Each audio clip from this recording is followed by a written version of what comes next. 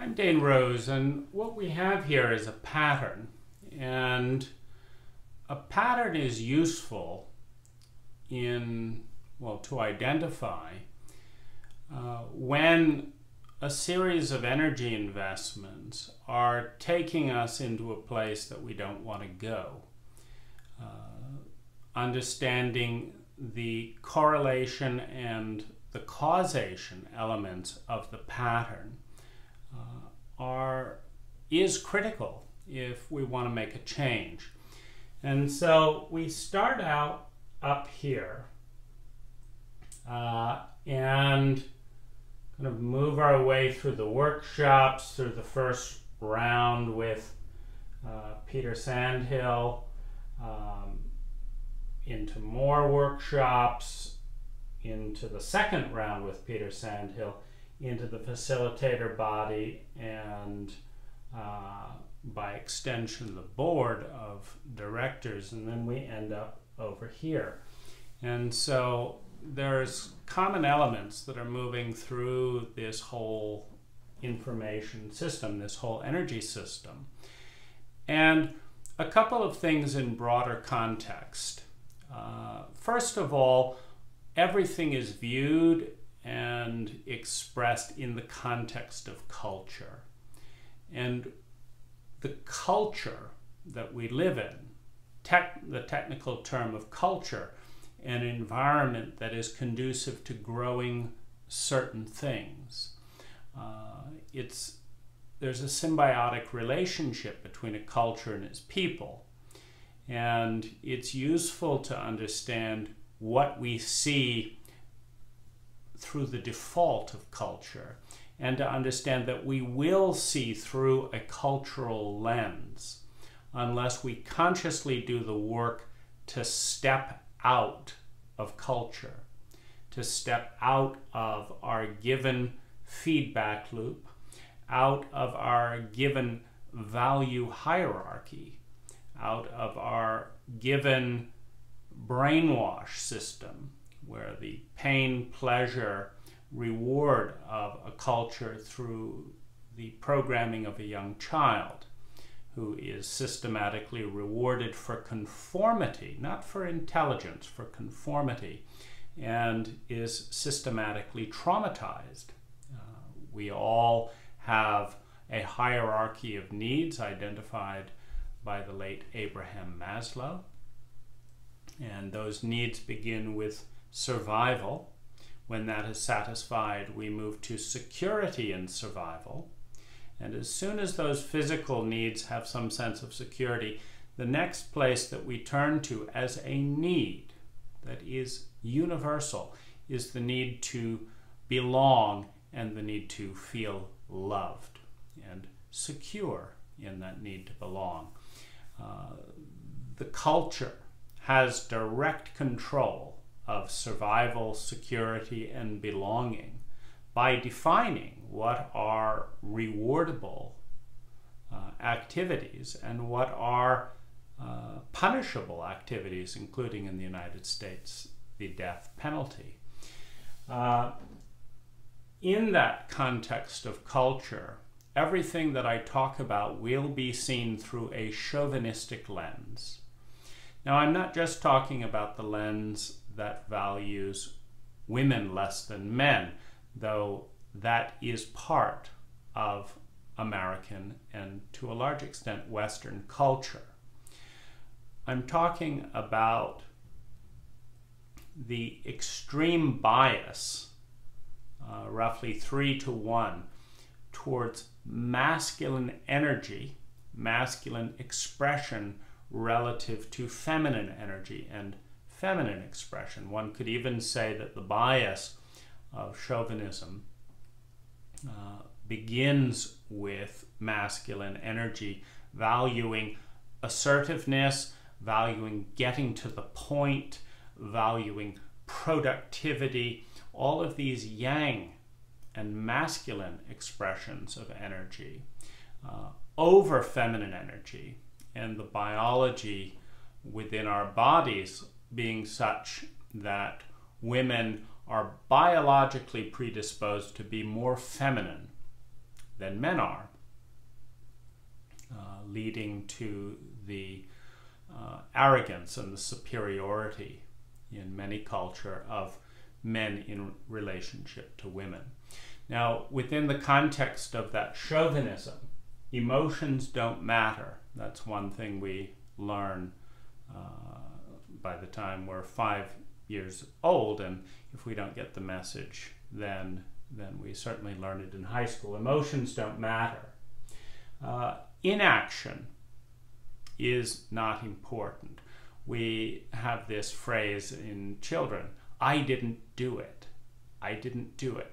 And I remember as a child myself conspiring to set my siblings up to do things that were, would get them in trouble.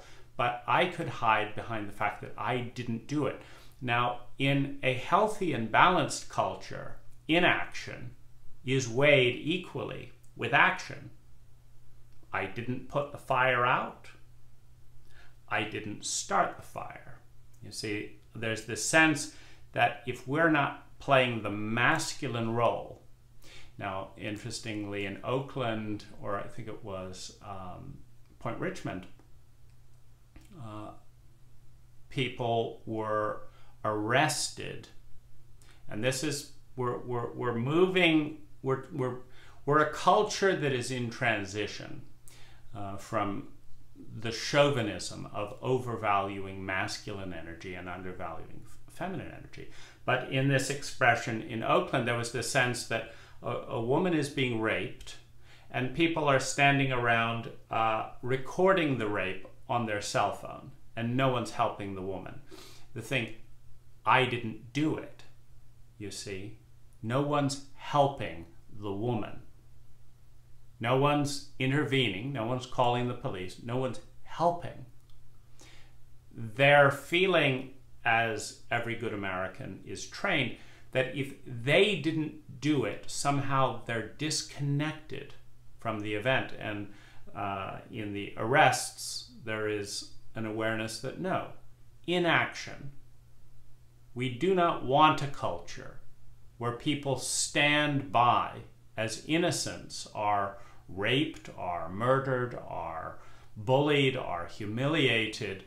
We do not want that culture. We want a culture where we participate, where our silence is counted as well as our voice, where our inactivity is counted as well as our activity.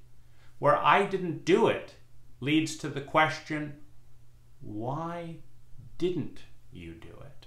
Why didn't you step forward and take a stand for the kind of culture that we say that we want and that will only happen? It cannot be mandated by government. It has to happen because we are committed to acting and not acting in a way that is consistent with the values that we aspire to. So you have inaction is unimportant. I didn't do anything. The feminine doesn't matter. The person who receives the gift is not as important as the person giving the gift. The person listening is not as important as the person talking. The feminine does not matter. Silence and secrets don't matter. Only what is out there matters. Only the external. If you don't get caught, it doesn't count. This is the devaluing of the feminine. The complete sociopathic dissociation from what it's like to be the person with all those secrets. And saying that doesn't matter. The feminine in that person who has to live with those feelings of what they did and didn't do, that doesn't matter. No scientific method. We do not bring the rigor of science to honor the feminine in the way that we bring the rigors of science to honor the masculine. We measure almost nothing when it comes to feminine energy. There will never be in a chauvinistic America a Fortune 500 list of the most presence-filled, joy-filled, and giving individuals. There will never be a Fortune 100 list of the most emotional and sensitive human beings. There will never be a list of people who receive graciously in a chauvinistic culture, or who listen with excellence. But there will be Toastmasters Award for speakers. There will be who gave the most money, who has the most, money in the richest foundation. There will be honoring in a chauvinistic culture of the masculine pole. So we are all complicit in the chauvinism of Western culture unless we consciously do the work to step out, to make our silences as important as what we say, what we do not say, to make what we do not do when someone is being raped, when someone is being hurt, when someone's house is burning down, what we do not do when someone asks for help in the context of sexual abuse, for that to count in a cult that is as chauvinistic as ours, we need to do our own work. And if we do not, we are complicit in the chauvinism of our culture. In that context, everything that I share here will be viewed through the eyes of chauvinism unless we do our work to reevaluate, to bring a certain common sense, the kind of common sense that says, wait a minute, how can you take an exchange of electricity and in the chauvinism of our day say that the plug is more valuable than the outlet into which it plugs in? How can you say that men are more valuable than the women who give birth to them? There are so many absurdities in chauvinism. It's not scientific, it is cultural. So you have religious expressions, it collapses under the rigors of science. The process here begins with innocence. Every journey, every hero's journey in Joseph Campbell's language, every human being who sets out, who enters the human realm as a child, who starts a new adventure, every person who signs up to High and have their first workshop does so with innocence. There is an unknown, there is an element of trust. And that trust is sacred, because if it is honored, it will grow. And out of trust and trustworthiness, the most beautiful human experiences, including love, emerge. When trust is betrayed, undermined, these experiences deteriorate. More and more energy is spent in offense and defense, in the fight-flight mode of our ancient traumatic brain. The brain developed by our reptilian ancestors to fight, to run, to freeze. The less trustworthy an environment is, the more the individuals in that environment deteriorate into the devolution, into the reptilian brain that we each retain for such environments that are sociopathic enough, in which we ask for help, please help, and our life in some way feels in danger, and nobody shows up. The reptilian brain, the fight, flight, freeze mechanism, sociopathic, reptilian, cold-blooded, but effective at surviving in a sociopathic environment. We begin with innocence, and my journey going into High, the innocence and the trust of Lauren Campbell, a triathlon runner, a healer, an energy worker, a listener, who listened to the fact that as my first relationship was coming to an end, I wanted to develop the technology. I wanted to learn how to have healthier relationships. And he had heard good things about HI. And so he said, you may want to check it out. A week later, I did. And a week after that, I did. And a week after that, I did. Level 1, 2, and 3. Back to back. I think it was 1993. Innocence. Now, Tony Robbins has learned that, for example, within a workshop of roughly 2,000 people, a size that he often caters to, there's going to be 4 people on the edge of suicide, and he does not want them to die in his workshop. Well, that's a pretty extreme case, but everyone going to a Tony Robbins seminar fills out a questionnaire, and he reviews them, and his team reviews them. And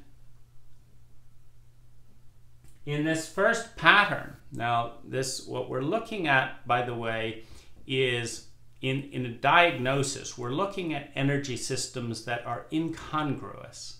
In a pathology, we're within the body. Like, for example, we're all sick. I've got allergies right now. I'm feeling a bit bloated. We're all sick, but most of the systems are running. My heart is beating, you know, my arms are moving, etc. And so the narrow beam focus that's used to pathologize a pattern is not the whole human being. And yet it's useful to know that I have allergies to cow milk. And it's useful to know that sugar exacerbates them. And it's useful to know that wine exacerbates them. It's useful to know that I have allergies to wheat and several other glutinous projects, but mostly to wheat. It's useful to know that. And it's useful to know I have pollen allergies. And it's useful to understand some of the sources and, you know, contextual. And so the fact that I'm somewhat bloated and stuffy is not an accident. It's correlated with being out planting plants today. It's correlated with indulging in some pastries. It's correlated with a sip of wine with my dinner last night. And so there's a connection. And it's this connection thread that we're going to explore. And so there's no questionnaire going into my first HI workshop. And so there's no visibility. There's no into me you see. As I arrive, there's no awareness that I'm coming into and just ending my first relationship. There's no awareness of the cycle of abuse in childhood. There's no awareness of the latent elements of PTSD, of being in the highly sensitive spectrum, according to Dr. Elaine Aron and her biological tests. There's no awareness of this. And what we are not aware of, we cannot respect.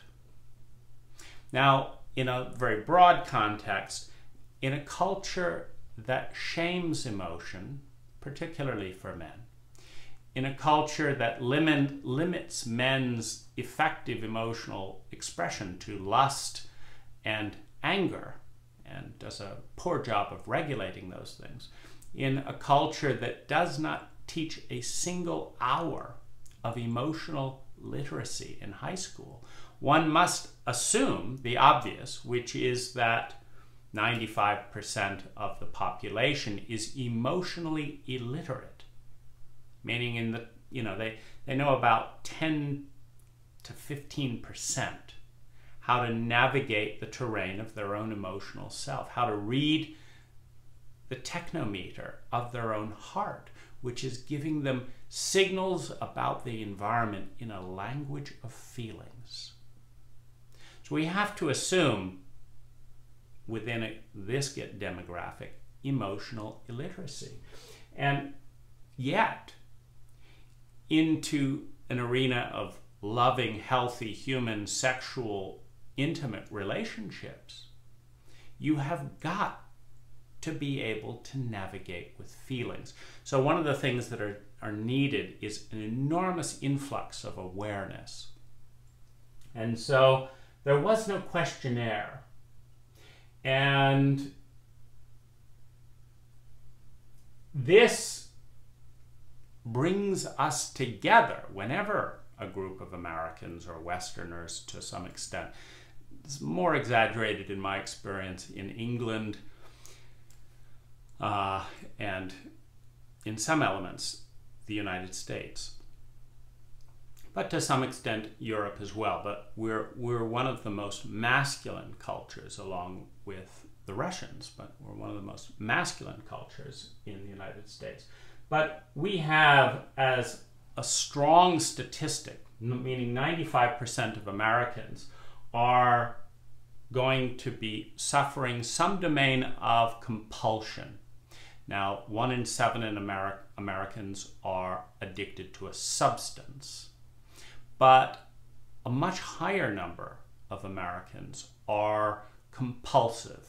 For example, I've been compulsive 20% of the time, meaning 20% of the time I'm aware that I'm doing something, whether it's work, whether it's masturbating, whether it's watching porn, whether it's making money, that I'm doing something compulsively that I don't fully understand.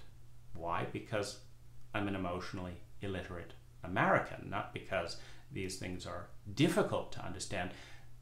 It's just very difficult to convince a culture such as ours that understanding them is relevant, because the heart is the feminine element in both men and women. So why would it be relevant in a sociopathic, chauvinistic culture that has dominated and abused the feminine in men and women for centuries?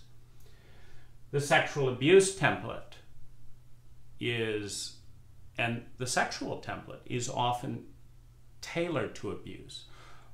Roughly 25%, and this is a conservative number, of Americans are in or have participated in sexual abuse. Now, one of the interesting psychological studies and insights is that the abuser and the victim suffer equal levels of depression. For example, the bully and the bullied both contract the same disease, mentally, emotionally, of powerlessness, of rage, of violation. 1 in 3 domestic couples in the United States expresses aspects called domestic violence. Now, these are big issues.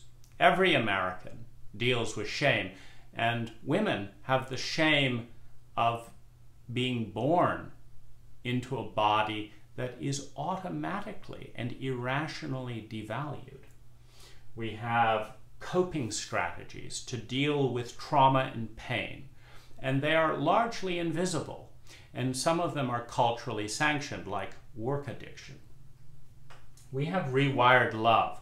This is what happens when parentally illiterate, often adult children, have children, do what their parents did to them, and call it love, which creates a very confusing thing when you've been beaten. My father just died pledging and stating that he had loved me unconditionally since birth. Well, this was very interesting, having just sent him a 45-minute recording talking about suicidal elements from decades of abuse, psychological and physical abuse of a devastating nature. 3 out of my 5 total, 3 of my father's children are at times suicidal. That's more than 60%.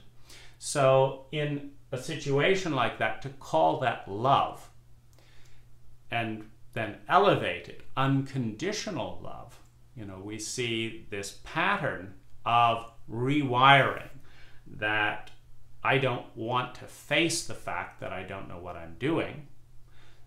I don't want to face the fact that my addictions come before my family. I don't want to face the fact that I have mental emotional disease. I don't want to face the fact that I'm powerless to control my own temper. I don't want to face my shadow. That's another cultural gift of America, the country that cannot face its shadow. We are number one at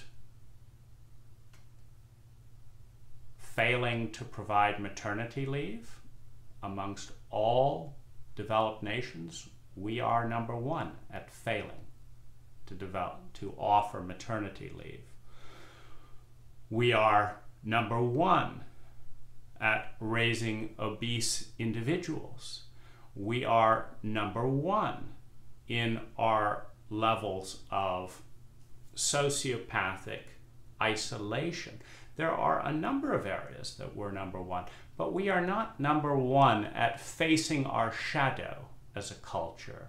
And as we enter into the spiral of abuse cycle called the Human Awareness Institute, the facilitators are not at ease with owning the obvious elements of their participation in an abuse cycle that needs to change, but cannot change when we have a culture of denial, when we have a culture of diversion, of look at this, focus on the positive to the exclusion of the negative. This was instilled deeply in me when I started my business at age 17.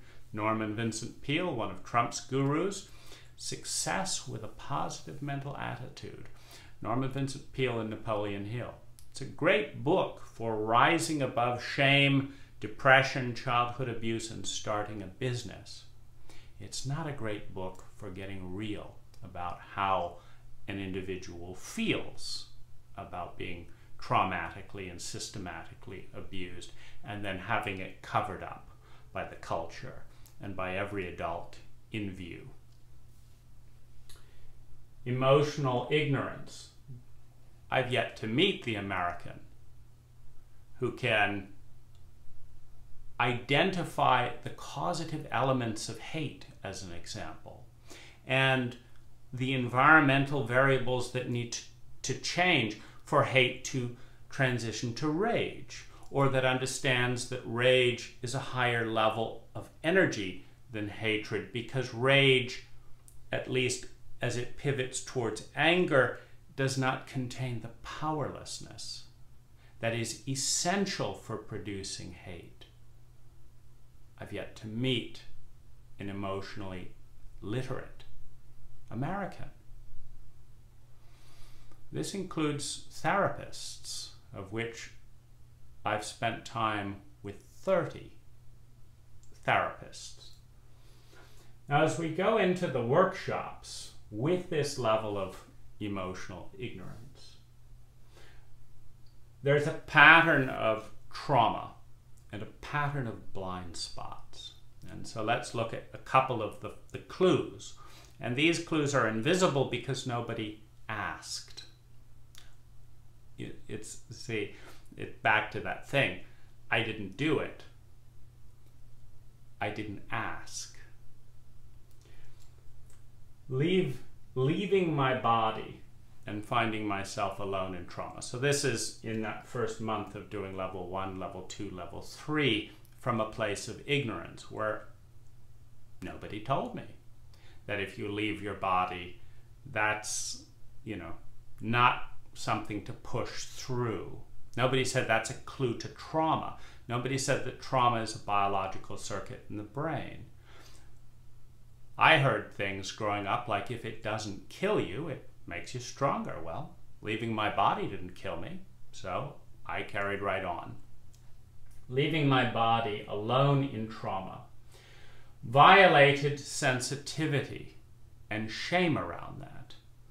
My body couldn't take the 24/7 intensity of a high workshop. And there was no acknowledgement in front of the room about what it might be like to be in the 10 to 20% who identify, whether it's as introverts or as sensitives in Dr. Elaine Aron's work, how they might experience this level of sensitivity. And of course, coming into it with no questionnaire, with no suggested reading, I had no idea that I was in that group of people. So there's an element of shame. Unable to name or respond to trauma as it was happening. This is particularly the case with the 3 lovers that I connected with in high level 1, high level 2, high level 3. In each case, there was trauma, there was overwhelm, there was shame, and there was no language to communicate. And I go into that if you look at the symptoms page of the website. No one asks what's going on in the way to segment. You see, when you're trained to focus on the positive, it's very easy. There's touch going on, there's new information. So in America, anything that's new and improved sells. So yes, there's new information. I'm having new stimulation. So I just focus on that, focus on the positive. No one asks what's going on. No space to share deeply. Get to the nugget. Could you say in 3 words what you're feeling? You see, when you create a landscape in which 99.9% of all the pattern and flows of information that are going on cannot fit, you are 1% visible. But this is the responsibility of the landscape, to allow space for people to be seen at a level of intimacy you see, at a level of intimacy that is relevant to their experience. There is not that place in a high workshop. I think 8 minutes is the longest segment, and that is quite unusual. Traumatized by the 3 lovers, where to go for help. You see, nobody helped me identify what trauma was. Now, there was no person to call, etc. It was after the workshop. I didn't know it was trauma. I didn't know where it was coming from. I didn't know what to do about it. It didn't fit the stereotype of my culture that said if you have sex, you're lucky if you're a guy. And that's about it. Did you get lucky? That's it. And yes, I had sex, so was I lucky? No, I was traumatized. And I didn't know what to do. And I found the loneliness and helplessness of that overwhelming. This led directly to a trend that's been correlated with the high workshops towards chronic fatigue, body tension, tension holding in my body that answers that question, I don't know what to do with this energy. Loneliness, about the invisible pains. You see, the grief that I felt around trauma and abandonment in the 3 lovers I experienced in the first 3 high workshops, that doesn't exist in the stereotype of a man who just wants to have sex. It exists in a real human being, but it doesn't exist in the stereotype. And I called every single one of the workshop participants in 2 of my workshops, and was met with suspicion and question and hesitancy and caution. No man wanted to get together and be intimate, to talk about what was going on. And the women who wanted to get together were primarily on the basis of their interest and curiosity in me sexually. I learned I was on my own in the high community, as over time this developed into a pattern of inviting more than 40 men that I felt some connection with to be friends with, and not one of them wanting to show up in a substantive way I find I can't really connect with someone unless there's a good 4 hours a week. That's not much in the scheme of our tribal cultures. If we look at pack monkeys a few 100,000 years ago, they're together all the time. In groups, if we look at sociologists and their reports that the human mind cannot intimately track more than 150 people. That's max. And it's easier if it's around 70 or so. That if you spend time living together with about 70 people, you will intimately understand and they will have meaning to you.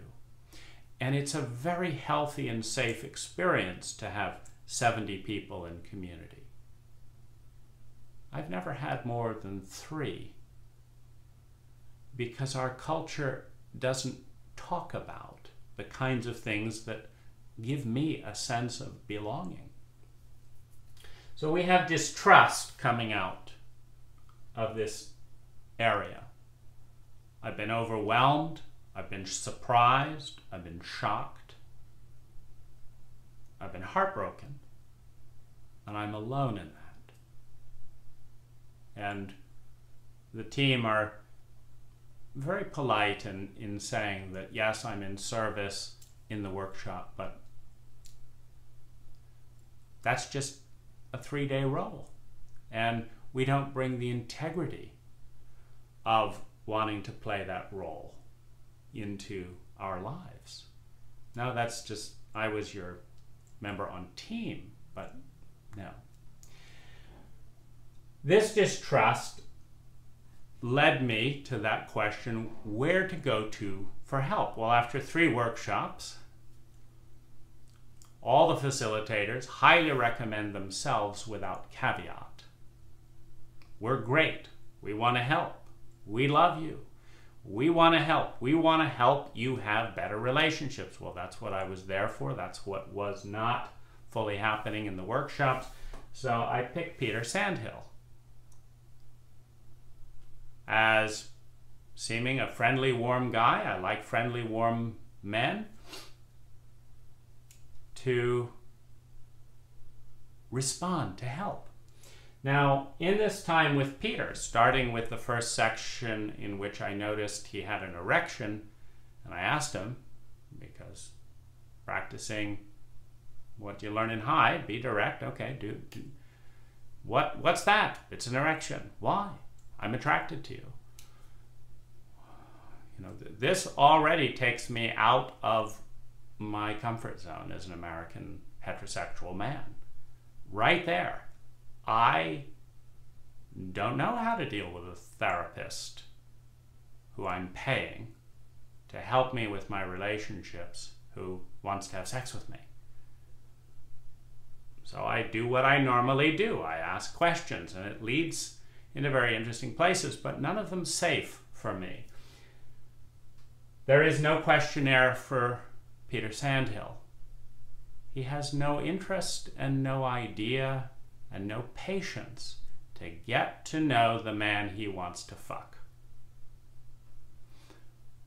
This is a big deal, and of course it's one of the great laments of women for decades. Get to know me, you son of a bitch, before you get in my pants. No questionnaire, no questions. And since High's philosophy is you're at choice, an inaccurate or an incomplete philosophy, there are domains within our psyche in which we have conscious access to and in which our action comes directly out of our conscious access. Trauma is not one of them, by the way. Trauma is an area that if you're dealing with it in an unsafe environment, you are dealing with it with your reptilian brain, which is not conscious and is not entirely, in the way that we think, rational, but is entirely rational for keeping people alive in a sociopathic environment where people don't know how to take care of you. Well, when you have a therapist that has the hots for you, who does not have the training to take care of you, who doesn't know how, and doesn't have the inclination. When you're in the feminine role, you see, the teacher, the therapist, the older person is in the more masculine position. When you are in the more feminine role in a chauvinistic culture, you are likely to be treated badly and for it not to be noticed. Because the feminine side in the therapist, in Peter Sandhill, has been treated badly as a courtesy of being raised in Australia, raised in the United States.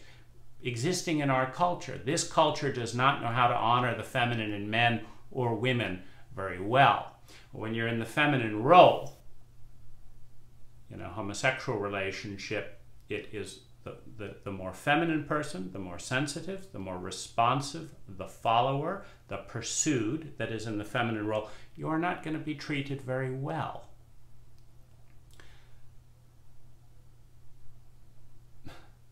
This would be nice to know in advance, and usually the man pays, in part to compensate for the absurd level of emotional literacy.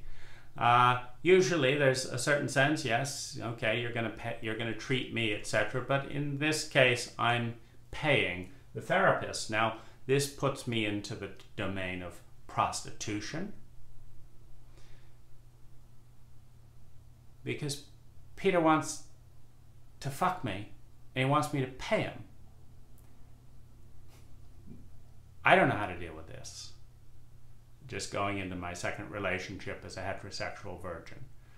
All I can say was my level 2 was, shortly before signing up with Peter, was healing and eye-opening. Men were just as nice to cuddle as women. I have no problem with men. I have no problem with men and homosexuals in a logical level. But boy, is there a lot boiling in my body as an American man that has watched one homosexual after another be shamed, humiliated, murdered, raped, derided, from the President of the United States, Ronald Reagan, to head on down. There is a tremendous amount of terror about identifying with a group of people that this country has treated like shit the majority of its history, and which is still illegal and all this stuff. So this ties in with a huge emotional reservoir, which Peter does not have the foresight or the training to open up as a dialogue, let alone the sensitivity and the graciousness to say, I'm not going to charge you to talk about what I want with you. And frankly, I should be getting you a therapist to recover from this, since I don't know what I'm doing, and helping your unconscious feelings about all this come into the open. But this is not what happened. Peter immediately created fear of the unknown. His self-absorption and narcissism expressed itself with his discussion of open relationship, completely out of my league. I have early childhood attachment disorder, avoided relationships throughout my entire teens and early 20s because they terrified me based on my parents' marriage. I'm just getting my legs. I don't know that I have PTSD. I have not been taught that I'm sensitive or how to honor that. I am a mess in the way our culture raises American men to be emotional messes. And I don't need the complexity of hearing about how I could fit in between him and Sarah, who, Peter confides in me, doesn't want an open relationship. But he does. So we're dealing with this secrets. He's dividing my support. He's turning me into a threat to Sarah, who's my support person. Sarah's primary responsibility and role as a facilitator and as a therapeutic patient is to take care of my well-being. That is her number one responsibility. If she cannot do that, she shouldn't be in a teaching role in this domain. That's obvious. But it's not obvious to Peter. Which is why he puts me in between him and Sarah as a threat to Sarah by him choosing to violate the sanctity of his marriage. You see, you don't bring up your wife's issues about your lust with a therapeutic patient to the paying patient before you, at the very least, deal with all of his issues, the issues that he actually came to you about. You don't deal with that. It's questionable if there is ever a situation where this is appropriate. No traditional therapist would consider this appropriate, which is why, there is no trained trauma or marriage family therapist in the United States that can explain to the court why this was a healthy move. How is it that I know more about Peter and Sarah's marriage than Peter knows about my relationship history? It's very simple. When you have an untrained therapist recommended and trained, supposedly by every high facilitator that I was in workshop with recommended Peter Sandhill without caveat. Stan chose Peter Sandhill as a facilitator. There was no, we're not good at trauma and you want to deal with it, trauma, go deal with this, and that's important. We're not good with highly sensitive people, and if you want to deal with that, read this book. We're not good with honoring basic therapeutic ethics. If you want to do real psychotherapy, go over here. There's none of that. We love you and want to help. This gets back into that crossed meaning of love. We're going to fuck up your session and charge you for it and just slap the label on it rather than get formal training. He talked about open relationship. We dealt with money in the context of romantic relationship. We dealt with bisexuality. And he recommended that I take MDMA with him. He take it and I take it. And pay him $600 to meet him at his house. Thank heavens, Sarah Sandhill expressed reservations, something that Peter Sandhill confided in me. I backed out because I felt so terrible. Shamed for coping mechanisms, meaning I started noticing myself going up the wall in these sessions with Peter, and I didn't know what was going on. I just was observant enough to know that I was only going up the wall around Peter. And that led me to the obvious question, when Peter did not lead this in any direction that would take me towards well-being or knowing anything about how to have good relationships with others. Why am I paying money to the only person that is driving me up the wall? I said, that's not logical. I'm stopping. Now, just like my father, Peter graciously acknowledged my limitations in receiving his love. He graciously acknowledged all of my symptoms of trauma as being irrational and inappropriate behavior. And he told me he was there if I ever needed help again, and left me terrified and puzzled about what the fuck had gone on. There was no follow-up to this, ever. This led directly to, heightened trauma symptoms, invisible wounds from Peter. I didn't know them because they had no name, because I didn't teach the names of these wounds. confusion about love and responsibility. Peter treated me like a complete narcissist. So is this how you treat people? This is the facilitator. What do? You learn by the behavior of other people. Now this is important to understand because we come into this world incredibly innocent and we learn what works and doesn't work. And we go to school with incredible potential to learn and grow in all kinds of areas, and we learn what works and isn't and doesn't work. And then we go to therapy to work through our issues with incredible trust and vulnerability. And we learn what the therapist knows and doesn't know.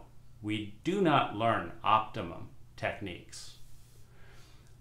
But we hold the individual in this culture. This is an individual-centric culture. It's part of the chauvinism. So the individual is everything, the group is nothing, right? That's chauvinism. It's about the point. It's not about the circle. It's all about you and your choices. Well, my choices were to go to the place my first therapist recommended to learn about healthy relationship, which within the span of a month had triggered 3 major traumas. My next choice was to go and work with the facilitator that seemed warm and friendly, and I thought I'd be safe with all the anxiety and panic around feminine energy. I thought I'd be safer with a man. Apparently not. My choice was to trust the professionals who said they cared and wanted to help. And that didn't work out very well. And yet, I am held responsible in this culture for the panic. People tell me I'm too controlling, for example. That's not how I was born. That's who I become when this openness and trust leads to so many knives in the chest and no acknowledgement of the wound. It's a coping strategy for trauma that until very recently I didn't even have language for. But I have been shamed for these coping strategies throughout my life. I've been shamed for the coping strategies I developed to cope with my parents. I've been shamed for the coping strategies I've learned to deal with this culture. And I've been shamed for the coping strategies I've learned to deal with and navigate with high. One of the things that we look at, if we look through the lens of medicine, medicine is all about healing the imbalance. Now, imbalance shows up in different ways in different areas, but the first major wound is chauvinism. There is not a single human being who has left me feeling adequately heard emotionally in my entire life in America. That includes therapists. Well, there are thousands of human beings who leave me somewhat to extensively heard mentally. And therein lies the imbalance. So we have to consciously fight the imbalances of the culture if we do not want to become carriers of this chauvinistic wound. Now, in this context, the key thing is not to invalidate other truths or invalidate other people's perspectives, but it's looking at this context of balance. And the question I come back to as I go through this long snake-like journey, where one thing leads into the other, is who is trained and unbiasedly focused on the well-being of the child, on the student, on the therapeutic patient. who has no other agenda than the well-being of the person who trusts with their life, with their money, with their time. And I don't have an answer. And this disturbs me, that there's no one for protecting this feminine innocence inside each human being. And it's not personal. And believe me, the amount of abuse that many Americans have felt directed towards their feminine, both men and women. Men are most vulnerable. Men commit suicide more often. Men are more vulnerable to depression. Men die younger. Men are more vulnerable because the stereotype of a sociopathic, chauvinistic man projected on child from birth and raised and programmed is one of social and emotional isolation, which kills the body faster, which kills the heart faster. The American man is among the most miserable, psychologically, human beings. Now, the fact that they are given more money, more power, often make large portions of the world miserable with bombs and nuclear weapons and this and that and the other, is a separate story. We externalize the wound. You massacre and genocide the feminine in here, and you give that power structure weapons. The wound just goes out. But psychologically, every man that beats his wife, every man that beats his children, every man that rages and addicts has a shamed, terrified, traumatized, wounded feminine in him that is living and reliving that same wound. And no man I know knows how to deal with that.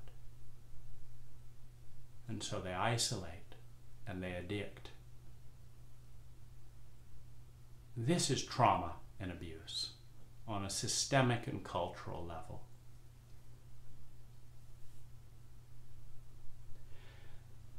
There was no apology, no refund, no attunement, no useful information. It was called love. And so we go into this period of descent. We're descending through the ignorance and trauma of an ill-conceived and incomplete curriculum into pain. The pain that represents the evidence of the wound, the evidence of what part was left out. Pain, longing for and separation from control, integrity, integrity of the body, integrity of the heart, integrity with one another. Pain is the final number in an incomplete equation where parts of the psyche are excluded.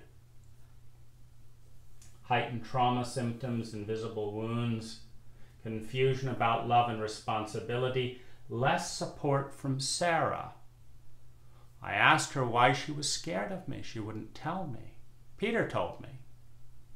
But Sarah was afraid of me in her eyes for 5 years because of Peter's negligence and because Sarah lacked the character to take a stand for her participant first. I felt less safe.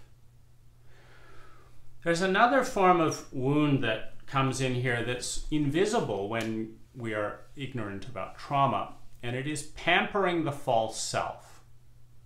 Now, I found it very interesting that in the workshops after this abuse cycle, where I had disengaged and I basically said to Peter, I don't know what's going on here. I just know I don't want to pay you money to feel worse, and I'm not going anywhere. And so I'm not going to see you anymore. And I mean, sound logic for, someone who is not being supported on the outside to know what's going on. But I noticed I had a passive-aggressive energy towards Peter, and that's not me. Meaning, those of you who have known me prior to this stuff coming up, I'm a pretty open, direct person. Passive-aggressive isn't my style, but I noticed it was coming up with Peter and only Peter. Well, I didn't like this person. But here's the thing, I tried to confront Peter to sort out what was going on, and he avoided it consistently, nor did he proactively. Any trained therapist would have told me and Peter what was going on. The question is, why was there no trained therapist in this whole circle? Why?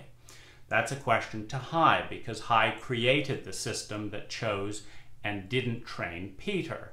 And then Hai created the system that recommended Peter to a sexual abuse survivor without training Peter to do the work he needed to do to know how to help rather than harm his patient. But here's the interesting thing. While Peter had no space for my truth, had no space for an apology, had no space for humility, he did have space and pampered my passive aggression. I would be outlandish with Peter, and he would humor it. And I didn't like it. I couldn't stop it, and I didn't know what was going on. But it was one more transference in this game in which Peter behaves inappropriately. The direct message that this is inappropriate is not tolerated or welcomed by Peter. Then I play it out passive-aggressively, and this is humored, meaning the false self is welcome and tolerated. And Peter gets to play this hero game where he says, I'm just loving you through all your hostility, and I'm just loving you because I'm this loving person. You realize he's a coward and a narcissist and completely into himself and what he needs, such that he is a threat to his clients. But because that's completely off, we can't talk about that. The only thing safe to express is this indirect passive-aggressive energy. Now, this is a very important part of the pattern because I've learned that this is the pattern of the entire facilitator body. We don't make mistakes. It's not on us. We don't apologize. And we're just going to love you as you hold the energy system of our incompetence and our shadow. You hold it all for us, and we'll be these magnanimous, loving people. And it actually ties in with, again, a parental pattern where I watched my parents systematically induce profound delinquency in all of my younger siblings. And then they would blame the siblings for the delinquency they systematically induced, and they had no tolerance. My parents had the same rule that the facilitators have: no truth. Your emotions, your experience, our impact on you is not welcome. Get it away from us. We don't want to hear it. We're superhuman. We don't make mistakes. Get it away from us. Now, this pattern shoved into a child at a young age takes all of the inadequacies of the parents and stuffs it into the child, and then the parent stands back and plays martyr. Oh, my life is ruined by these awful kids. Now, I discovered when I babysat my kids, my younger siblings, that they were great, that they only behaved like delinquents when my parents were there. And then I did the math, and I realized how much work my parents were doing to knock each of them off balance in the exact way that would draw out a traumatic response. And I thought, aha, my parents don't want my siblings and I to be healthy. My parents need dysfunctional kids to blame for all their problems. And my siblings are playing along because that's what gets them the perks. If my kids become delinquent, they get rewarded. And if they speak their honest experiences, they frighten my parents. And so they're protecting my parents from their own fears and their own inability to deal with their own feelings. Both of my parents had trauma of similar natures. Both of my parents had elements of PTSD. Both of my parents were dissociated from emotions.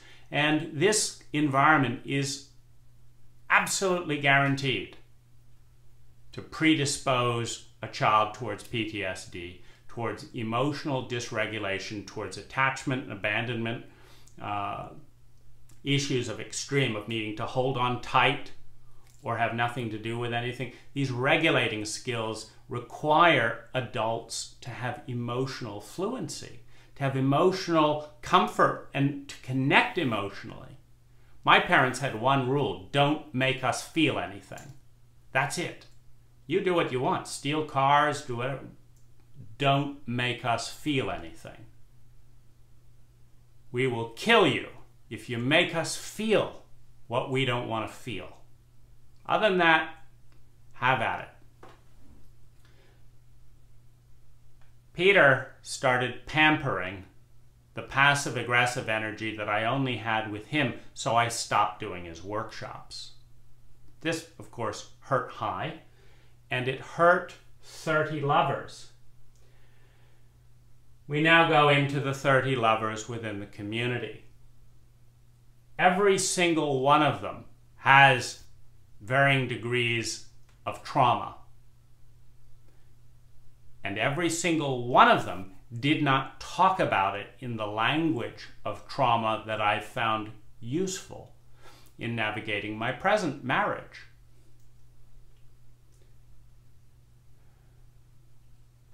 I had fear about the irrationality that would emerge in 90% of my high relationships. Meaning, people were rational and rational and rational, and then there was this pocket of the relationship that was completely at odds with language. Meaning, my partner would be saying, I want this, this, and this, and it would be consistent, consistent, consistent.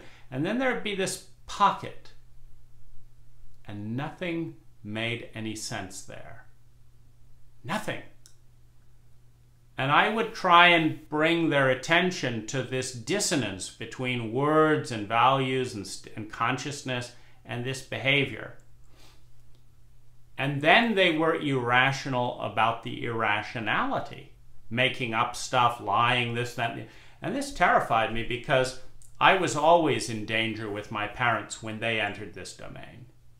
This was the domain in which my parents hated me and wanted to kill me, when I induced some of their trauma without them knowing how to deal with trauma, without them having any support people, in a culture that shamed them for having trauma. So this is terrifying terrain for me as an emotionally ignorant American. I would hit my fear about their irrationality, and nothing I did would help it to sort out. I took 5 of these relationships to Ann Watts.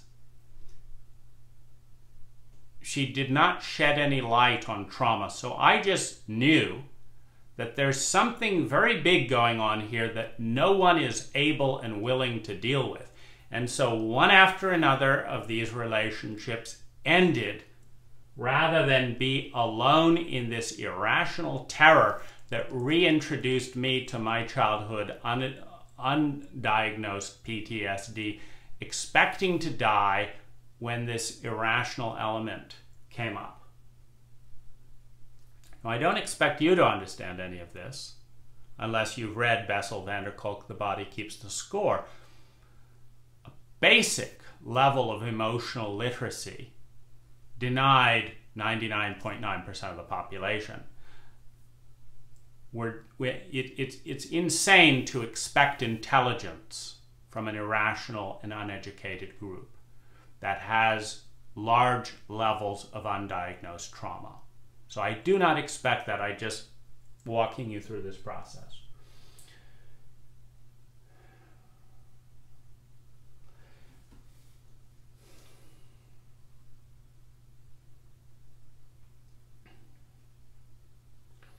Now, all relationships of these 30 lovers end. Now, Hai has stated this commitment to a world where everyone wins, but they've never actually sat down and said, how do you win with someone? And the truth is they don't have an answer for this. If we go into more facilitator abuse, they've never proposed a healthy protocol for win-win or demonstrated a single habit conducive to win-win. Peter's approach was, this is my reality. If you don't like it, go away. And if it's hurting you and destroying your life, I don't want to deal with it. Now, this process of continuously failing in an environment that reintroduced and exposed me to early childhood attachment trauma, when you cannot bond effectively with either parent because they're terrified of their own feelings, the child is decimated and put into these states of loneliness, of isolation, of unworthiness, of despair, of suicide, again and again and again. Now, Western-raised human beings obsess on things like discretion, privacy, independence. No one's going to tell me what to do. I don't need anyone. I don't want to talk about that. No, I'm not going to feel these feelings. This is an environment ripe to re-traumatize someone with early childhood attachment disorder. And so this thing would just come up over and over again. Now, I've yet to meet the Hai woman that knew how to ask the questions that would honor my feminine side in this domain. Why would I meet the Hai woman when Hai does not teach men or women how to honor the feminine in the relationship? There is a safe sex conversation. There is no safe heart conversation.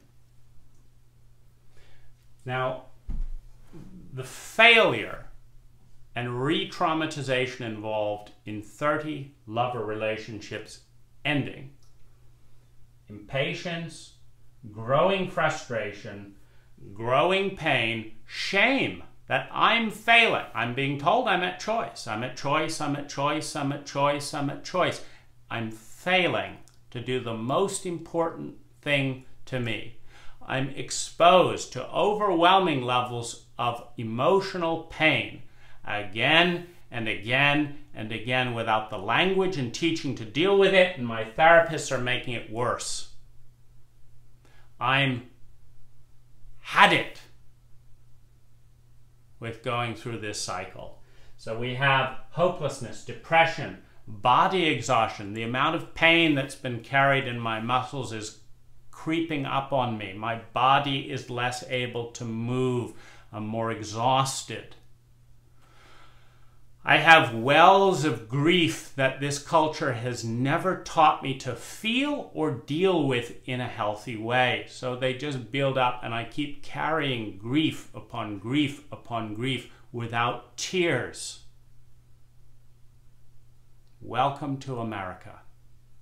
Welcome to a land that has not wept about slavery, about the abomination of childhood brutality, about the massacre of its indigenous people, about the civil wars, and the incredible amount of terror we have exported through our civil intelligence agency, through a whole variety of efforts, through the 500,000 500,000 innocent? We killed 500,000 innocent Iraqis searching for weapons of mass destruction. I thought 500,000 innocent Iraqis was mass destruction. We don't need to search for the weapon of mass destruction. We are it. Where are the tears in a chauvinistic cult? Where are the tears for this outrage? I've never learned to weep, and my fellow Americans have not learned to create a circle of container capable of holding the grief that needs to fall apart for hours and for days in those very indigenous ceremonies that I have never learned, because they were all murdered, raped, poisoned, and shot. They were all tricked out of their land.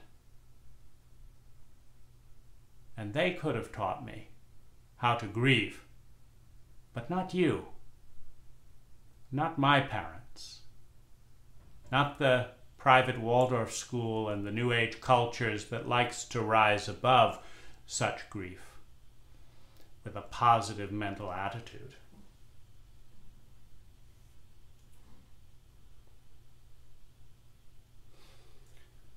I started dealing with memory loss because going to a community night was so painful. I would see this person that wouldn't be honest with me in this area. I'd see this person that I'd had to put up a wall with. I would see this person that I called them and they never called back, and I called them and they never called back until I cut it off. It's pain. And my memory began shutting down because the pain was so great. I didn't want to remember how painful it was. I didn't know how to respond to the pain. And so I began shutting off my brain and going numb and feeling some small relief that I could no longer remember what interactions I'd had with this face, that I could in a certain way wipe the slate clean. But I knew something was wrong, that this was my only way of coping with this level of unsung grief.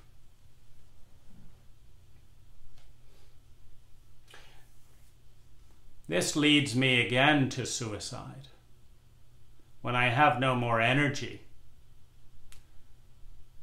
when I have no more trust, when I have no more hope, and when my outer life is better than I could possibly want it to be. But I don't want to be here in this culture, in this body filled with so much pain. And I do the analysis I always do when I want to die. Is there any part in me that wants to live? Why do I want to die? What would have to happen for me to want to live at least 2 more years? Is there anything I haven't looked at that I might want to do before I end it all? And I come up with the fact that I've never tried a psychedelic drug. I rejected Peter's overtures around doing MDMA together because being out of control is the last thing a trauma survivor wants. The last thing. I've never been drunk. I've never taken recreational drugs. I've never smoked marijuana. I don't want to.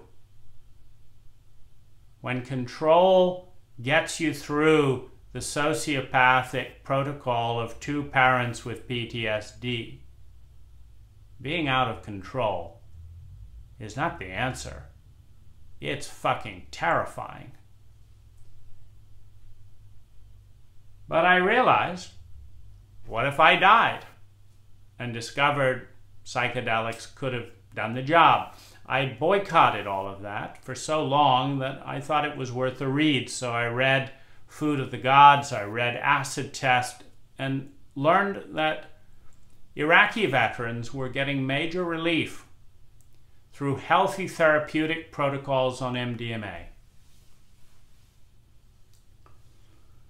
I tried my first high participant. I advertised on the list. By the way, there's something wrong in a community when someone says they're so at a loss in a community about love, intimacy, and healthy relationships. They're so at a loss in ability to have sustainable relationships that they're going to kill themselves. Now, no board member and no high facilitator thought this was worth talking about, worth learning from. This is a pretty loud shout in the language of whispers and cues that something might be a little bit off, but not to our facilitators. So I didn't hear from a facilitator or a board member when I talked about arranging my death. But I did hear from a high participant who said he would help me with MDMA, which he did in a traumatizing way. He gave me 3 different waves of MDMA for my very first experience. He later said he didn't recommend that, but I actually have the recording of the event, and he's cheerfully supporting that idea. I feel great on the first time, so I want to extend it. In fact, you know, when you're in pain so much in your life, this is one of the downsides of any kind of a drug, and it's one of the fears I've had, knowing how much pain I'm in. You know, being on MDMA was free of those terrors for one of the first times in my entire life. I didn't want it to stop. Well, he gave me a second round, and he gave me a third round, and then he left. And very quickly I realized that the third round was way too much, that I could not talk coherently. I woke up on the bathroom floor without any warning in any of the books or from this high participant that MDMA causes blackouts. I woke up on my bathroom floor with a huge lump right here, and I thought, what have I hit? And there was a glass jar that I'd fallen on, and there's this enormous lump. And I realized if that fucking jar had broke, that would have sliced through my neck. I felt terrified. Well, our good high friend didn't want to talk about it. He said it was my story. It's a nice concept. Anyway, he didn't want to talk about it, which left me in withdrawal symptoms, which lasted 3 days, that were one of the most nightmarish experiences of my entire life. Well, I signed up for a high workshop because this guy was sociopathic. Couldn't take responsibility, couldn't apologize, rewired the events. I have him on tape.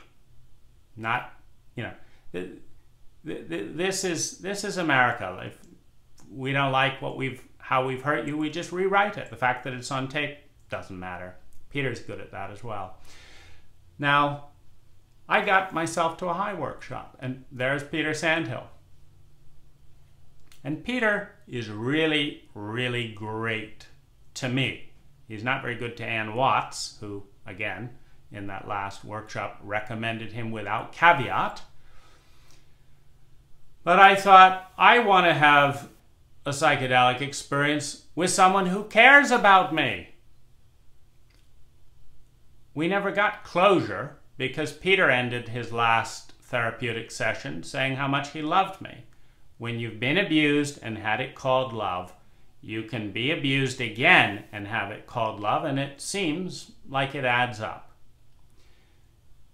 Here he is being nice to me. I want someone being nice to me. Here he is talking about how much he loves me, blah, blah, blah. I want someone.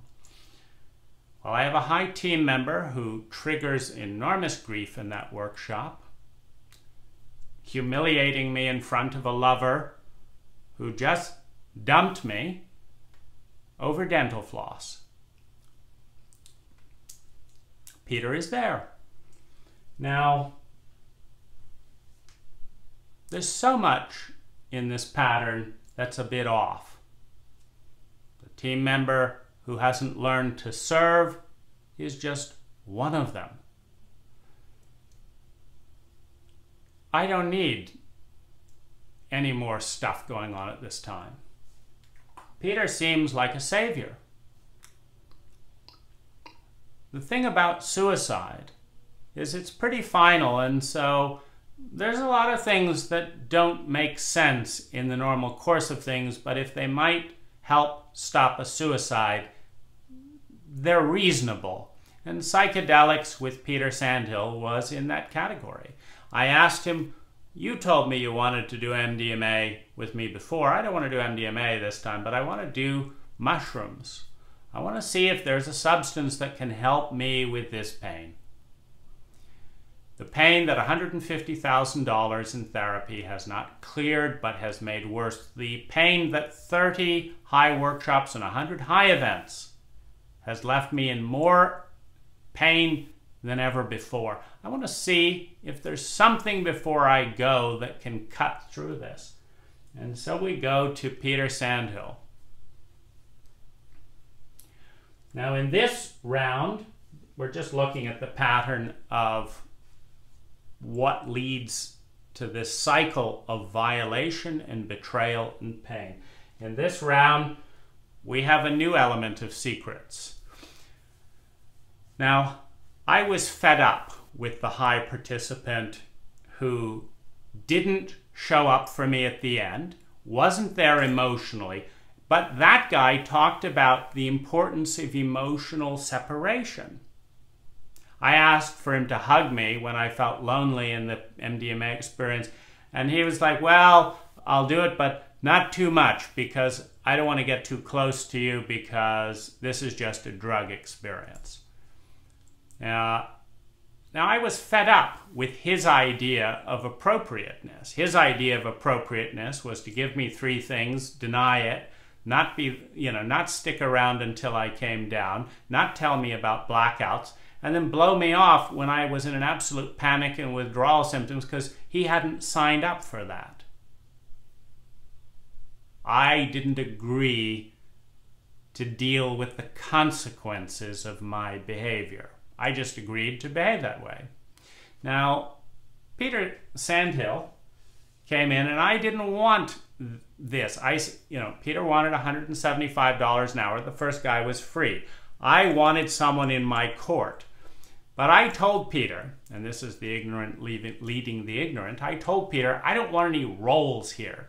I want you caring for me. I want you to be yourself. I want you to take my lead and, be there for me. Screw all this facilitation and da-da-da. And he said, done. No high agreements, da-da-da. He just, done.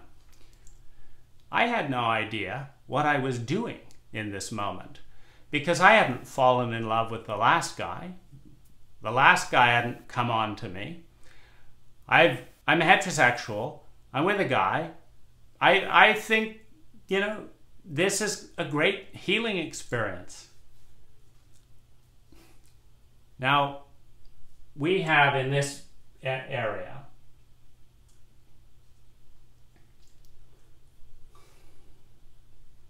we have secrets with the facilitators, because as soon as Peter Sandhill escalated while I was on 2 psychedelics, as soon as he escalated the romantic relationship, he violated all his high agreements.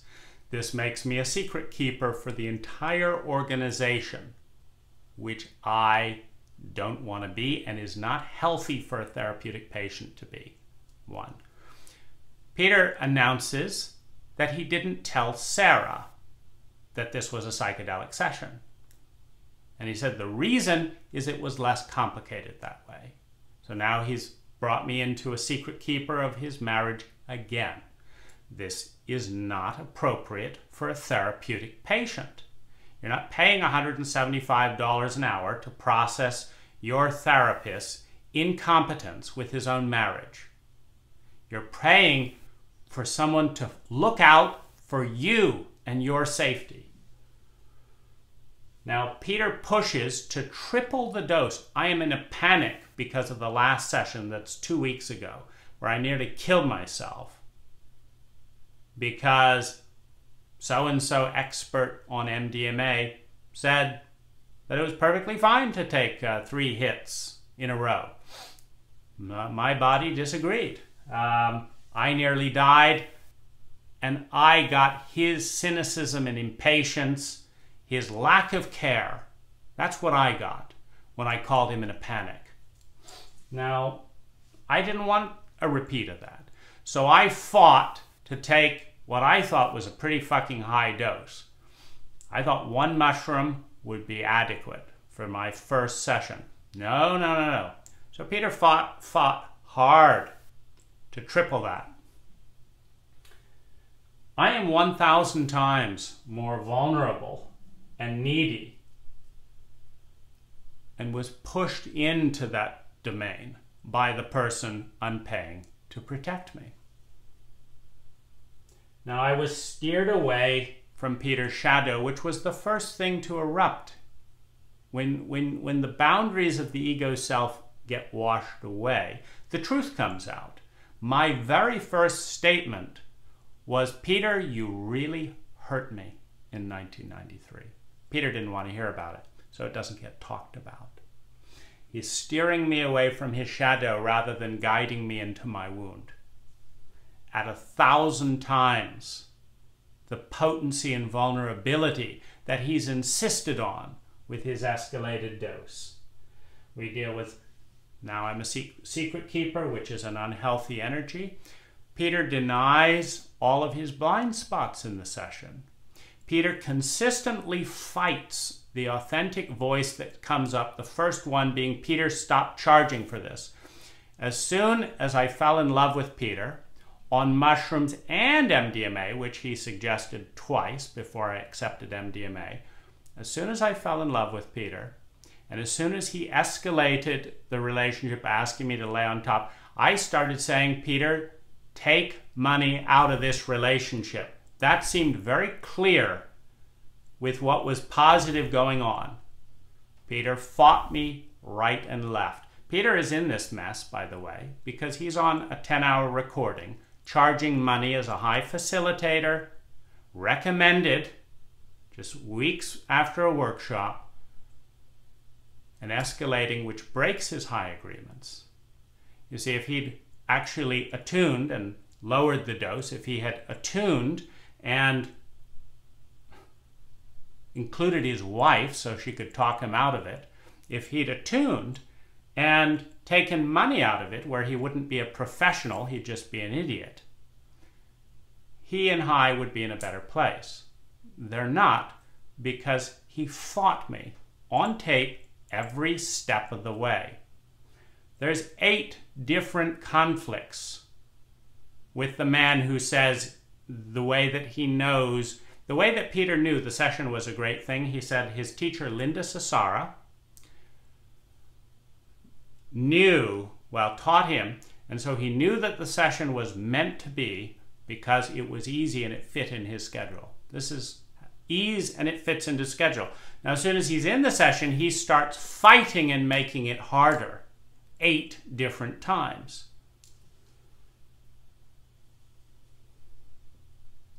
Now, Peter is true to his narcissism. He's asking about his diet. When I'm channeling, I open up into this place. Peter wants to know, what about this? What about this? Peter denies anything that I see about him. He validates everything that I see about anyone else. So this is the level of blind spot and double standard we've got going here. Peter is late for the first appointment and terrifies me. You have no idea what it's like to be a heterosexual American man who falls in love with his therapist, goes way off the chart, has this and that and the other, and then has that therapist be the first therapist in history not to show up on time, not to communicate that they're going to be late, and not to answer their telephone. Well, Peter manages to pull that all off within 24 hours of this megadose after promising to take a stand for my safety.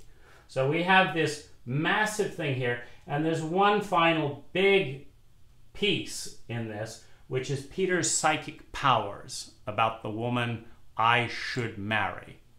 A completely inappropriate woman in Thailand that Peter, with his divine vision, sees that I should marry. You can read about that in the symptoms area. Now, Peter refuses among one of his fights. I say, could we clarify our relationship? This is really important for people with childhood attachment issues. You need to know where you stand. Now, that's what I need for my well-being, but it's not what Peter needs for his well-being. So he says, let's talk about it later. And he stalls me for 6 months. So he leaves me in limbo after this session. The woman who I should marry despite all logic. See, I tell Peter in this session, I say, Peter, I've known this woman a week.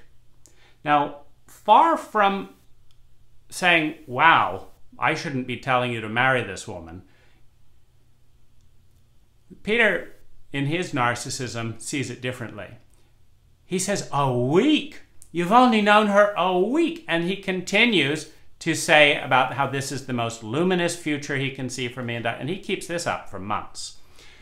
He won't talk about us, but he will talk about how I should do these weird things to make this completely dysfunctional relationship work. I'm not going to go into that, but you can read about that. She loses her job. Her family loses her reputation. This was a job she worked on for 2 years. I am not at my best, needless to say, pursuing marriage with a completely inappropriate woman, while Peter is in massive cover-up mode and dysfunction around something that should never have happened in this way to begin with, because nothing about it was what was good for me. The whole thing, as usual, is what Peter needs to feel good about himself, what's comfortable for Sarah, what he wants, what he doesn't want, what he doesn't want to deal with. Now, we go into limbo. A woman loses her job, can't get out of bed for 6 months. This thing shouldn't have happened and would not have happened without Peter's strong influence of sustained recommendation. I collapse. I have my first break where I just can't deal with this. I erupt in emotion and realize I can't drive safely. I realize I can no longer keep Peter's secrets and keep this all up. So I ask every single facilitator in a 45-minute recording for help. I ask to be held and I ask to be listened to. Now, I learn later, not from high, but I learn later that this is the single best thing that a person can do on the verge of PTSD in major trauma. Not a single facilitator. I'm in San Rafael. They are clustered around me right and left. Peter Engel's next door. You know, for once, Peter Sandhill could have actually shown up rather than, you know, asking me to pay him to drive over to his house. Ann Watts is next door. She's been my therapist in more than 5 relationships. I asked to be held and I asked to be listened to. I get scripted paragraphs the next day that look like they've come right out of an attorney's office. They all sound the same. No one calls. No one asks for help. Jason Weston says, we're going to have a meeting. You're not invited. When did it become good therapeutic protocol to meet with one's abuser and exclude the person bringing the issue to the table? When did that become good protocol for any ethical organization? And when is exclusion and a continued message that we don't want you a remedy for shame, a broken heart, terror, and PTSD. When did that ever work? Well, of course it didn't work. It exploded the issue to a level that took me completely out of my depth. This was ignored. Peter Sandhill, just to add some toxicity into the mix, adds this statement: I am never going to trust you again for the rest of this lifetime. Now, I am, of course, the villain who has taken his money, who has taken his trust, who made him drive to see me, who betrayed every ethic under the sun, and sexually violated him while he was incapacitated as a heterosexual man on psychedelic drugs. So, of course, he would never trust me again for the rest of my life. No, I am the person who nearly died, and I had to ask to help for someone. That's the person. And the reason I'm never going to be trusted again for the rest of the lifetime, because I asked. And because asking included letting the cat out of the bag. What? Actually telling Peter's wife and his peers what kind of person he is when he doesn't think anyone's looking. That's what earns you distrust in the facilitator body. Anne Watts asked me to pay her to deal with Peter after she trained Peter and had just recommended him to abuse me.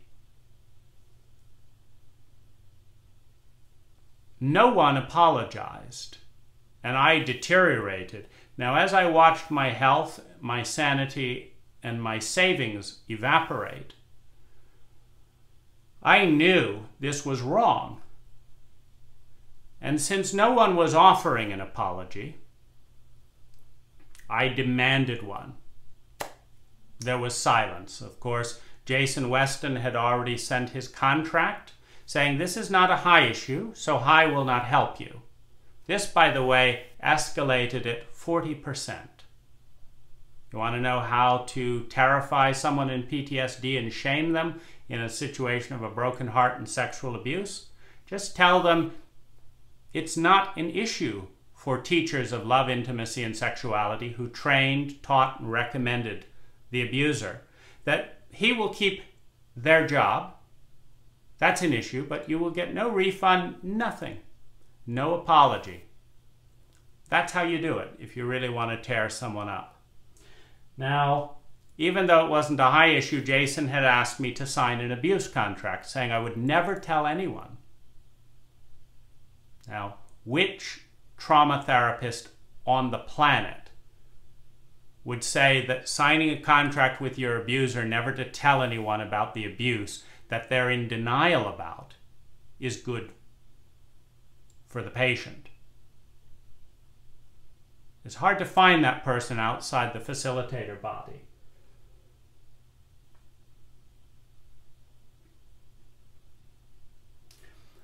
Peter fights my request that he engage. He shouldn't have to. Felicia Williams facilitates an hour of controlled abuse in which she pretends that this is a marital spat, that she's presiding with two equal participants rather than someone that she recommended to me who has sexually abused me.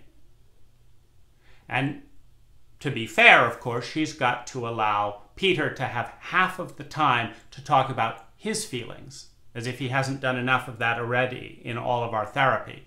So he talks about how he wants nothing to do with me, shame, doesn't want to learn anything from me, shame, doesn't want to teach me anything, shame. He wants me out of his life and I'm ruining his life, and he's terrified and he's furious.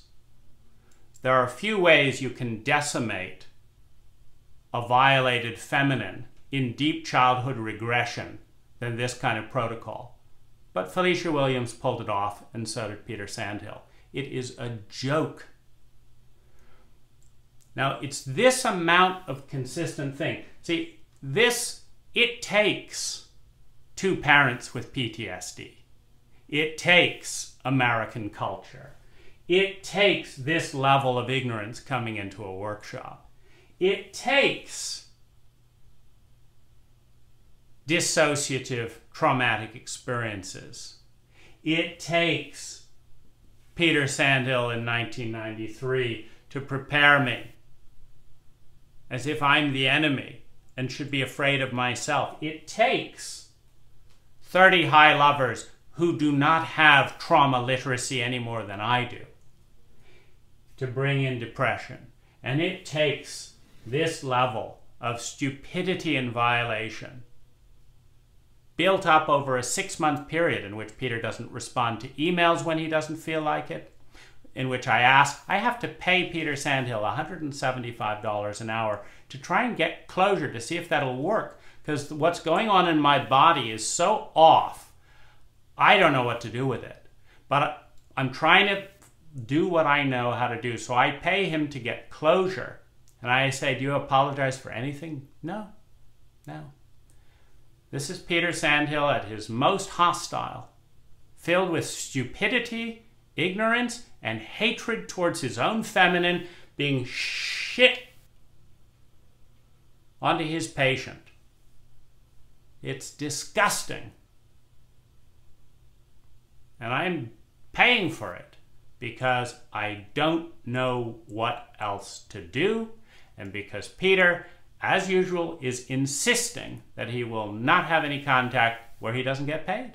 Well, as a result, he's just signed as, he can go to prison for that one level of self-centeredness.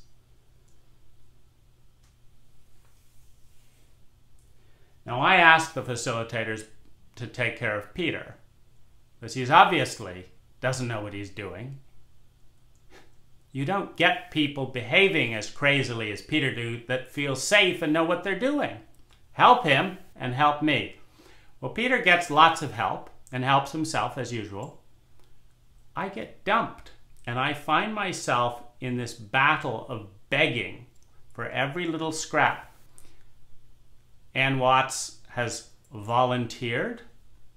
So this is shady right here, because she's not doing it with me as her primary focus. She's in this delicate balance. She doesn't want it to get out. She doesn't want her buddy Peter being hurt. She doesn't want Hy being sued. And obviously she doesn't want me in pain. But there's a conflict of interest. Peter Sandhill has got to deal with a level of responsibility he's not capable of. Hy has got to deal with a level of responsibility it doesn't want to deal with for my well-being to go up. So she betrays the patient. Now, she asked me to pay for it. I said no.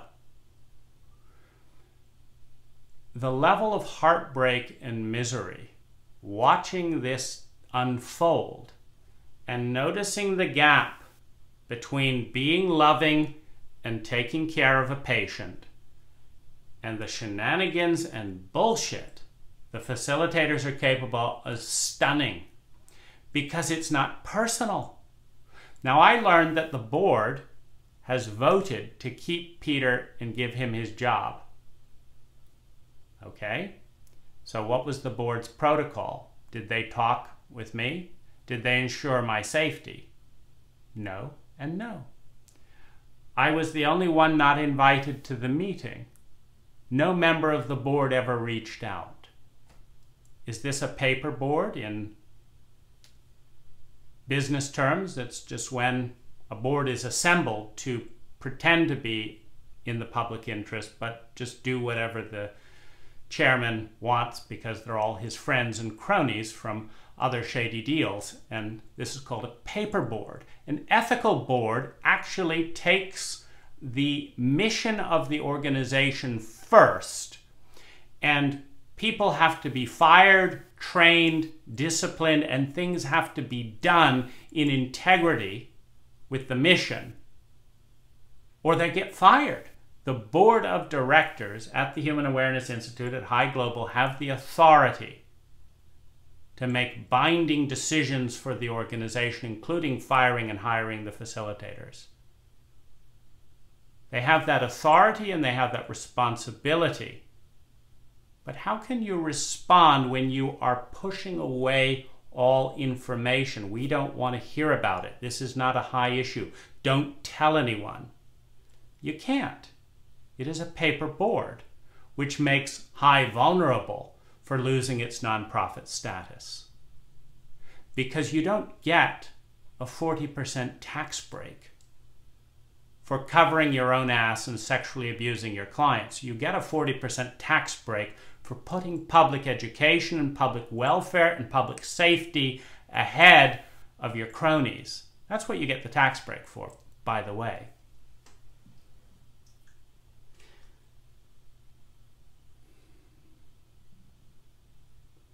Now this protocol, I'm in the middle of building a house. I cannot deal with another crackpot government organization called the Marin County Planning Department. I cannot deal with that and sexual abuse at the same time. I can't stop the facilitators from behaving the way they're behaving, but I can stop my house project. So I do. My house gets frozen and lost. I have had it with America at this point, so I start spending more time overseas.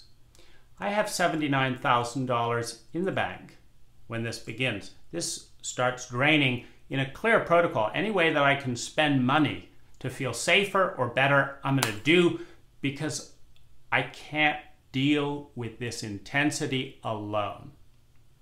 I lose those savings. My work deteriorates. I get 3 highly negative client interactions in this period that are unique. My health deteriorates. I've never felt so bad at the back of my head. This brings me to my first legal case. That's 25 years in contracting.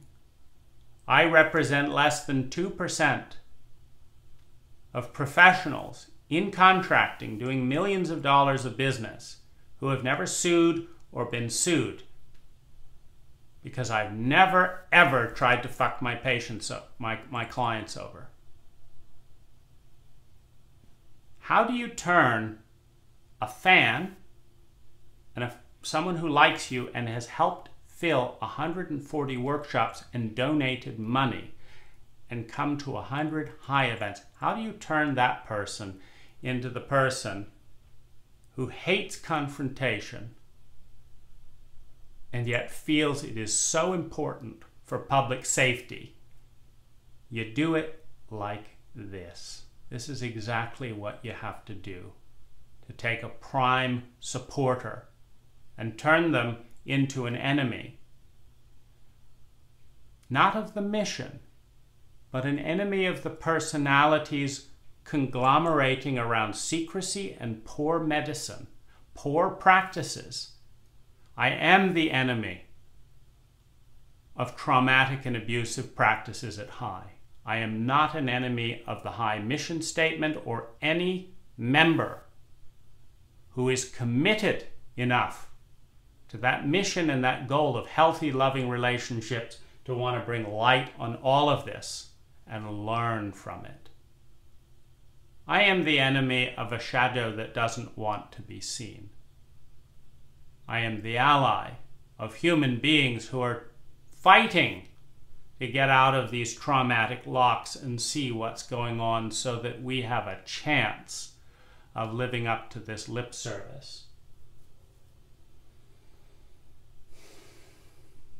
I become more regressed in this period than I've ever been. I become 500% more compulsive than I've been in my entire adult life.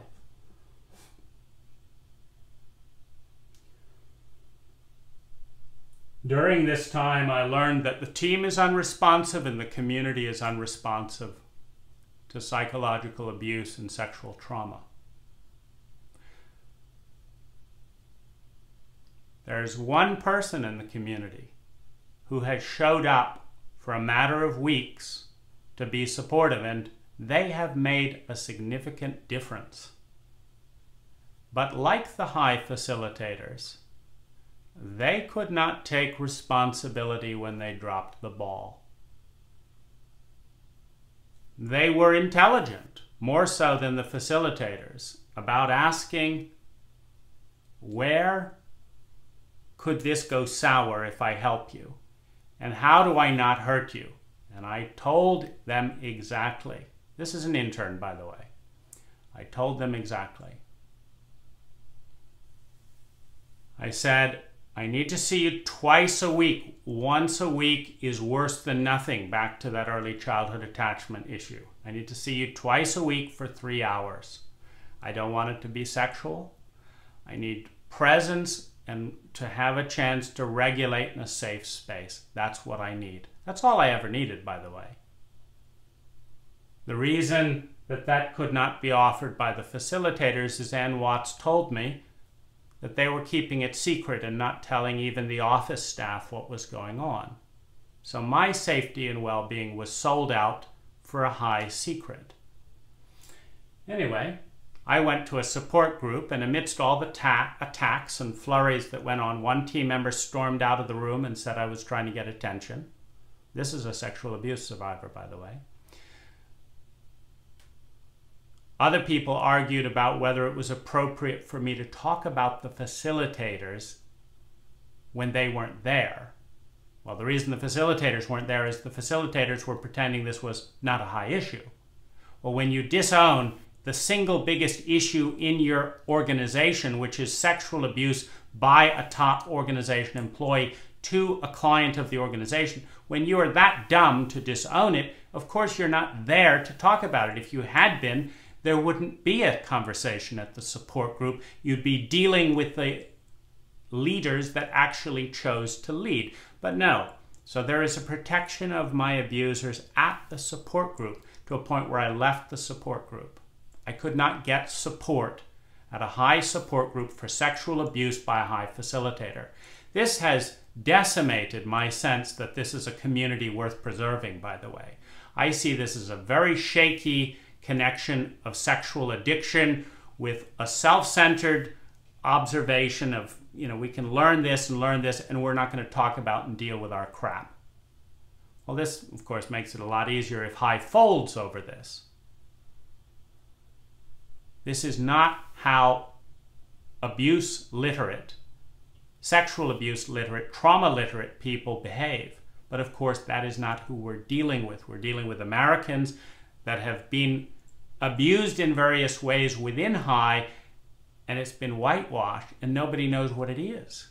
We're dealing with ignorance, and we're dealing with trauma.